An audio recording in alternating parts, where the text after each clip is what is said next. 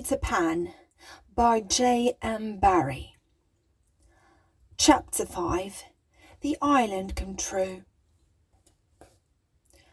Feeling that Peter was on his way back, the Neverland had again woke into life. We ought to use the pluperfect and say wakened, but woke is better and was always used by Peter. In his absence, things are usually quiet on the island. The fairies take an hour longer in the morning, the beasts attend to their young, the redskins feed heavily for 6 days and nights, and when pirates and lost boys meet, they merely bite their thumbs at each other. But with the coming of Peter, who hates lethargy, they're all underway again. If you put your ear to the ground now, you'd hear the whole island seething with life. On this evening, the chief forces of the island were disposed as follows. The lost boys were out looking for Peter, the pirates were out looking for the lost boys, the redskins were out looking for the pirates, and the beasts were out looking for the redskins. They were going round and round the island, but they did not meet because all were going at the same rate. All wanted blood, except the boys, who liked it as a rule, but tonight were out to greet their captain. The boys on the island vary, of course, in numbers according as they get killed and so on, and when they seem to be growing up, which is against the rules, Peter thins them out. But this time there were 6 of them, counting the twins as 2.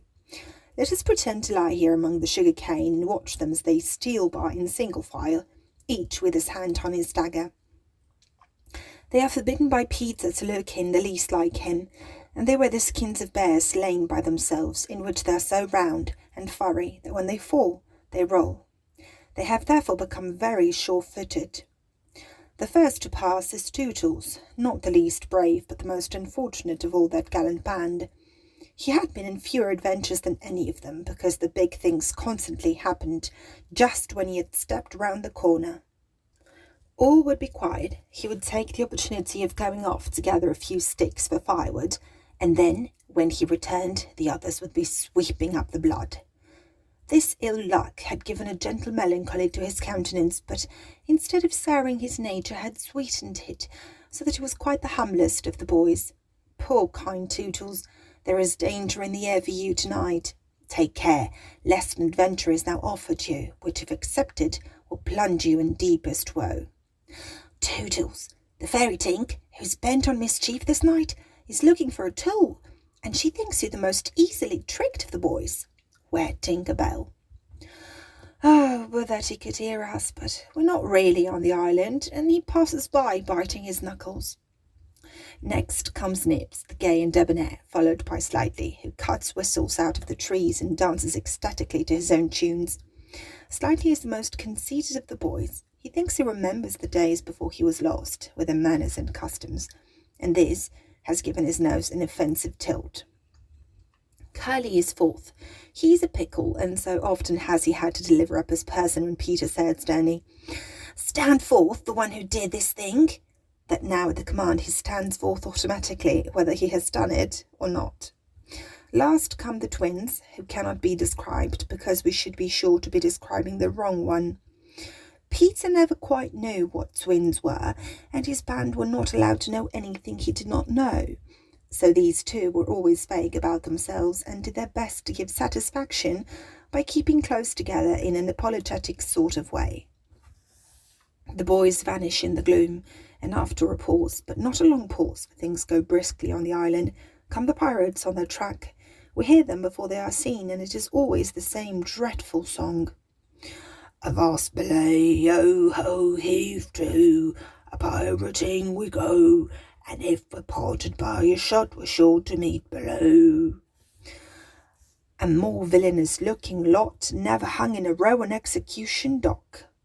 Here, a little in advance, ever and again with his head to the ground listening, his great arms bare, pieces of 8 in his ears as ornaments, is the handsome Italian Cecco, who cut his name in letters of blood on the back of the governor of the prison at Gao. That gigantic black behind him has had many names since he dropped the one with which dusky mothers still terrify their children on the banks of the Guadomo. Here is Bill Jukes, every inch of him tattooed, The same Bill Jukes who got 6 dozen on the Walrus from Flint before he would drop the bag of moidors. And Cookson, said to be Black Murphy's brother, but this was never proved. And Gentleman Starkey, once an usher in a public school and still dainty in his ways of killing. And Skylights, Morgan Skylights, and the Irish boatswain's May, an oddly genial man who stabbed, so to speak, without offence, and was the only nonconformist in Hook's crew, and Noodler, whose hands were fixed on backwards, and Rob Mullins, and Arth Mason, and many another ruffian long known and feared on the Spanish Main. In the midst of them, the blackest and largest jewel in that dark setting, reclined James Hook, or, as he wrote himself, Jazz. Hook, of whom it is said he was the only man that the sea cook feared. He lay at his ease in the rough chariot drawn and propelled by his men, and instead of a right hand he had the iron hook with which ever and anon he encouraged them to increase their pace. As dogs this terrible man treated and addressed them, and as dogs they obeyed him. In person he was cadaverous and black-avised, and his hair was dressed in long curls which at a little distance looked like black candles, and gave a singularly threatening expression to his handsome countenance. His eyes were of the blue of the forget-me-not, and of a profound melancholy, save when he was plunging his hook into you, at which time 2 red spots appeared in them and lit them up horribly. In manner, something of the Grand Seigneur still clung to him, so that he even ripped you up with an air, and I have been told that he was a raconteur of repute. He was never more sinister than when he was most polite, which is probably the truest test of breeding, and the elegance of his diction, even when he was swearing, no less than the distinction of his demeanour, showed him one of a different caste from his crew. A man of indomitable courage, it was said of him that the only thing he shied at was the sight of his own blood, which was thick, and of an unusual colour. In dress he somewhat aped the attire associated with the name of Charles II, having heard it said in some earlier period of his career that he bore a strange resemblance to the ill-fated stewards.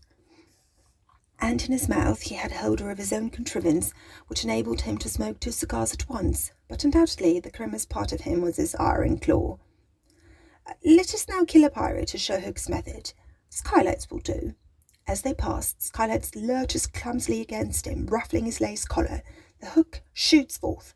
There is a tearing sound and one screech, then the body is kicked aside and the pirates pass on. He has not even taken the cigars from his mouth. Such is the terrible man against whom Peter Pan is pitted. Which will win? On the trail of the pirates, stealing noiselessly down the warpath, which is not visible to inexperienced eyes, come the redskins, every one of them with his eyes peeled. They carry tomahawks and knives, and their naked bodies gleam with paint and oil. Strung around the musk caps of boys as well as of pirates, for these are the Piccaninny tribe, and not to be confused with the softer-hearted Delawares or the Hurons. In the van, on all fours, is Great Big Little Panther, a brave of so many scalps that in his present position they somewhat impede his progress. Bringing up the rear, the place of greatest danger, comes Tiger Lily, proudly erect, a princess in her own right. She is the most beautiful of dusky Dianas and the belle of the Piccaninnies, coquettish, cold and amorous by turns. There is not a brave who'd not have the wayward thing to wife, but she staves off the altar with a hatchet. Observe how they pass over fallen twigs without making the slightest noise. The only sound to be heard is their somewhat heavy breathing.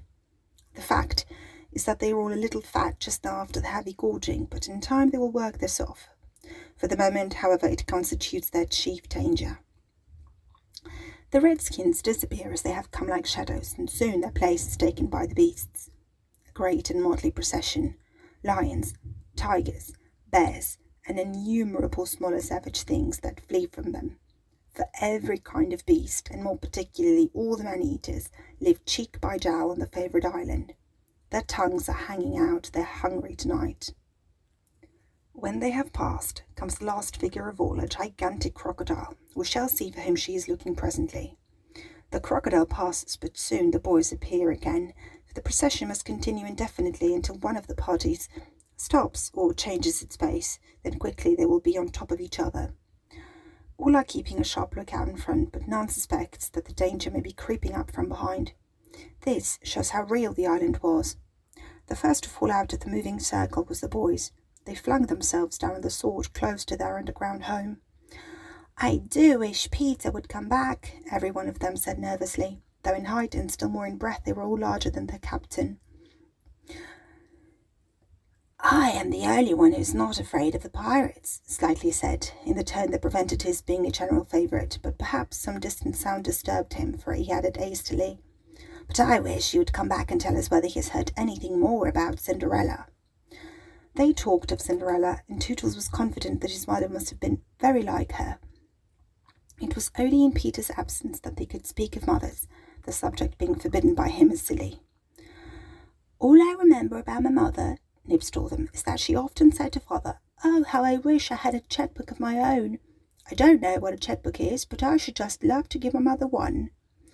While they talked, they heard a distant sound. You or I, not being wild things of the woods, would have heard nothing, but they heard it, and it was the Grimm song.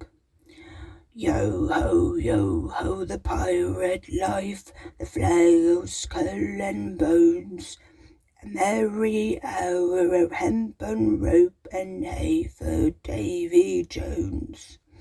At once the lost boys, but where are they? They're no longer there. Rabbits could have disappeared more quickly. Well, I will tell you where they are. With the exception of Nibs, who started away to reconnoitre, they are already in their home under the ground. A very delightful residence, of which we shall see a good deal presently. But how have they reached it? For there is no entrance to be seen, not so much as a pile of brushwood, which, if removed, would disclose the mouth of a cave. Look closely, however, and you may note that there are here 7 large trees, each having in its hollow trunk a hole as large as a boy. These are the 7 entrances to the home under the ground, for which Hook has been searching in vain these many moons. Will he find it tonight? As the pirates advanced, the quick eye of Starkey sighted Nibs disappearing through the wood, and at once his pistol flashed out, but an iron claw gripped his shoulder. "Captain, let go!" he cried, breathing. Now for the first time we hear the voice of Hook. It was a black voice. "Put back that pistol first," it said threateningly. "It was one of those boys you had. I could have shot him dead." "Aye, and the sound would have brought Tiger Lily's redskins upon us. Do you want to lose your scalp?" "Shall I after him, Captain?" asked pathetic Smay, "and tickle him with Johnny Corkscrew?" Smay had pleasant names for everything, and his cutlass was Johnny Corkscrew because he wriggled it in the wound. One could mention many lovable traits in Smay. For instance, after killing, it was his spectacles he wiped instead of his weapon. "Johnny's a silent fellow," he reminded Hook. "Not now, Smay," Hook said darkly. "He is only one, and I want to mischief all the 7. Scatter and look for them." The pirates disappeared among the trees, and in a moment their captain and Smay were alone. Hook heaved a heavy sigh, and I know not why it was. Perhaps it was because of the soft beauty of the evening, but there came over him a desire to confide to his faithful boatswain the story of his life. He spoke long and earnestly, but what it was all about, Smay, who was rather stupid, did not know in the least. Anon he caught the word Peter. "Most of all," Hook was saying passionately, "I want that Captain Peter Pan. 'Twas he cut off my arm." He brandished the hook threateningly. "I've waited long to shake his hand with this. Oh, I'll tear him." "And yet," said Smee, "I have often heard you say that Hook was worth a score of hands for combing the hair and other homely uses." "Aye," the captain answered. "If I was a mother, I would pray to have me children born with this instead of that." And he cast a look of pride upon his iron hand and one of scorn upon the other. Then again he frowned. "Peter flung my arm," he said, wincing, "to a crocodile that happened to be passing by." "I have often," said Smee, "noticed you strange dread of crocodiles." "Not of crocodiles," Hook corrected him, "but of that one crocodile." He lowered his voice. "It liked my arm so much, Smee, that it has followed me ever since, from sea to sea, and from land to land, licking its lips for the rest of me." "In a way," said Smee, "it's a sort of compliment." "I want no such compliments," Hook barked petulantly. "I want Peter Pan, who first gave the brute its taste for me." He sat down on a large mushroom, and now there was a quiver in his voice. "Smee," he said huskily, "that crocodile would have had me before this, but by a lucky chance it swallowed a clock which goes tick, tick inside it, and so before it can reach me I hear the tick and bolt." He said it in a hollow way. "Some day," said Smee, "the clock will run down and then it'll get you." Hook wetted his dry lips. "Aye," he said, "that's the fear that haunts me." Since sitting down he had felt curiously warm. "Smee," he said, "the city's hot." He jumped up. "Odds bobs, hammer and tongs, I'm burning." They examined the mushroom, which was the size and solidity unknown on the mainland. They tried to pull it up, and it came away at once in their hands, for it had no root. Stranger still, smoke began at once to ascend. The pirates looked at each other. "A chimney!" they both exclaimed. They had indeed discovered the chimney of the home under the ground. It was the custom of the boys to stop it with a mushroom when enemies were in the neighbourhood. Not only smoke came out of it, there came also children's voices, for so safe did the boys feel in their hiding place that they were gaily chattering. The pirates listened grimly, and then replaced the mushroom. They looked around them and noted the holes in the 7 trees. "Did you hear them say Peter Pan's from home?" Smee said, fidgeting with Johnny Corkscrew. Hook nodded. He stood for a long time lost in thought. Then at last a curdling smile lit up his swarthy face. Smee had been waiting for it. "Unrip your plan, Captain," he cried eagerly. "To return to the ship," Hook replied slowly through his teeth, "and cook a large rich cake of a jolly thickness with green sugar on it. There can be but one room below, for there is but one chimney. The silly moles had not the sense to see that they did not need a door apiece. That shows they have no mother. We will leave the cake on the shore of the Mermaid's Lagoon. These boys are always swimming about there, playing with the mermaids. They will find the cake and will gobble it up, because, having no mother, they don't know how dangerous it is to eat rich damp cake." He burst into laughter, not hollow laughter, but honest laughter. "Oh, they will die." Smee had listened with growing admiration. "It's the wickedest, prettiest policy ever I heard of," he cried, and in their exultation they danced and sang. "Avast belay when I appear, by fear they're overtook. What's left upon your bones when you have shaken claws with Hook?" They began the verse, but they never finished it, for another sound broke in and stilled them. It was at first such a tiny sound that a leaf might have fallen on it and smothered it, but as it came nearer, it was more distinct. Tick, tick, tick, tick. Hook stood, shuddering, 1 foot in the air. "The crocodile!" he gasped, and bounded away, followed by his boatswain. It was indeed the crocodile. It had passed the redskins, who were now on the trail of the other pirates. It oozed on after Hook. Once more the boys emerged into the open, but the dangers of the night were not yet over, for presently Nibs rushed breathless into their midst, pursued by a pack of wolves. The tongues of the pursuers were hanging out. The baying of them was horrible.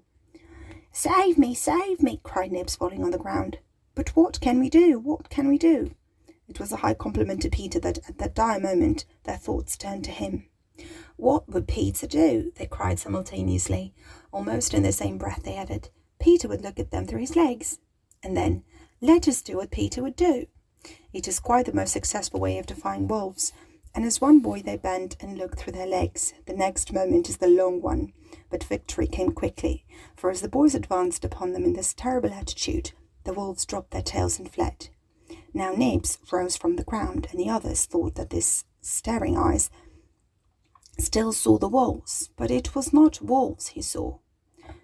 "I have seen a wonderfuller thing," he cried as they gathered round him eagerly. "A great white bird, it is flying this way." "What kind of a bird do you think?" "I don't know," Nib said, awestruck, "but it looks so wary, and as it flies it moans, 'Pooh, Wendy, Pooh, Wendy.'" "I remember," said Slightly instantly. "There are birds called Wendies." "See, it comes," cried Curly, pointing to Wendy in the heavens. Wendy was now almost overhead, and they could hear her plaintive cry, but more distinct came the shrill voice of Tinker Bell. The jealous fairy had now cast off all disguise of friendship and was darting at her victim from every direction, pinching savagely each time she touched. "Hello, Tink," cried the wandering voice. Tink's reply rang out, "Peter wants you to shoot the Wendy." It was not in their nature to question. Peter ordered. "Let us do what Peter wishes," cried the simple boys. "Quick, bows and arrows." All but Tootles popped down their trees. He had a bow and arrow with him, and Tink noted it and rubbed her little hands. "Quick, Tootles, quick!" she screamed. "Peter will be so pleased." Tootles excitedly fitted the arrow to his bow. "Out of the way, Tink!" he shouted, and then he fired, and Wendy fluttered to the ground with an arrow in her breast.